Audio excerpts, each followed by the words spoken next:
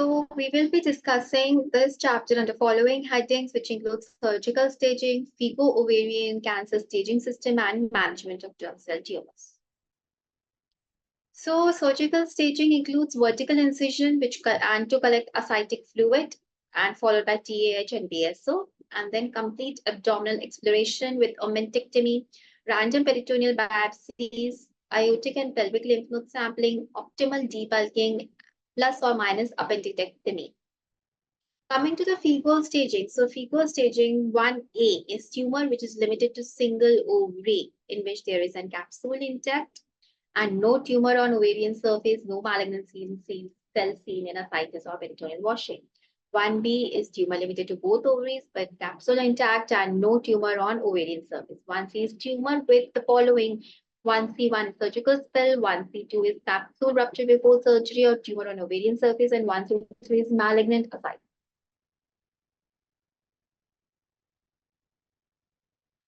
B, in which the tumor involves one or both ovaries with pelvic extension below the pelvic brim or primary peritoneal carcinoma, in which 2A is extension and or implants on uterus and fallopian tube, and 2B is extension into other pelvic intraperitoneal tissues. Stage 3 is tumor limited 3A, in which tumor is limited to one ovary with capsule intact, no tumor on ovarian surface, no malignant cells in ascites and peritoneal washing. 3A1 positive retroperitoneal lymph nodes only. 3AI1 metastasis up to 10 mm in greatest dimension, and 2 metastasis more than 10 mm in greatest dimension.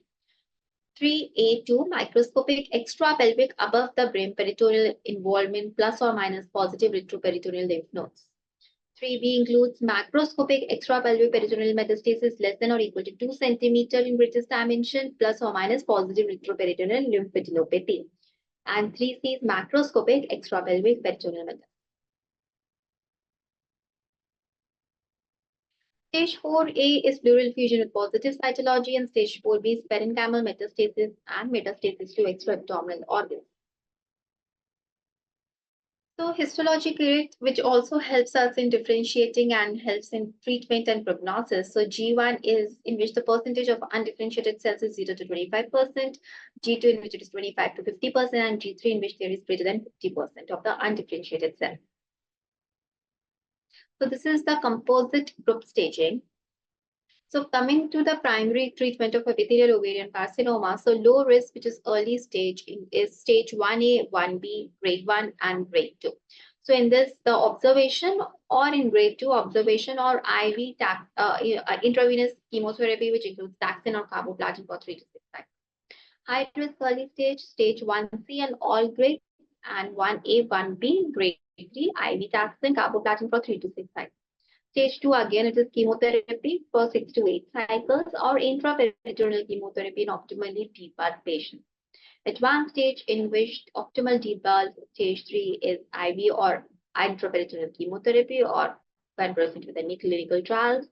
Suboptimal debulk, taxane or carboplatin for 6 to 8 cycles, and stage 3 and 4 interval cytoreduction if it is indicated by tumor response and resective. Coming to the management of germ cell tumors, dysgerminoma, it is the most common malignant germ cell tumor and has the highest bilaterality rate, nearly 20%. Mostly diagnosed in early stage and 80% present before age of 30.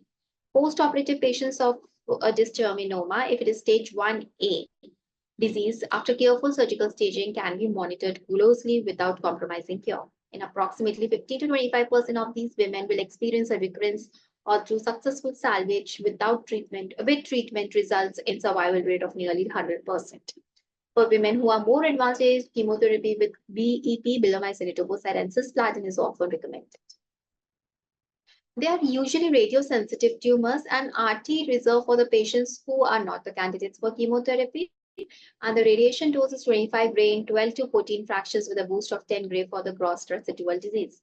However, the radiotherapy will affect ovarian function and fertility. Because chemotherapy with BEP appears to be less sterilizing than wide field radiation, chemotherapy is often preferred.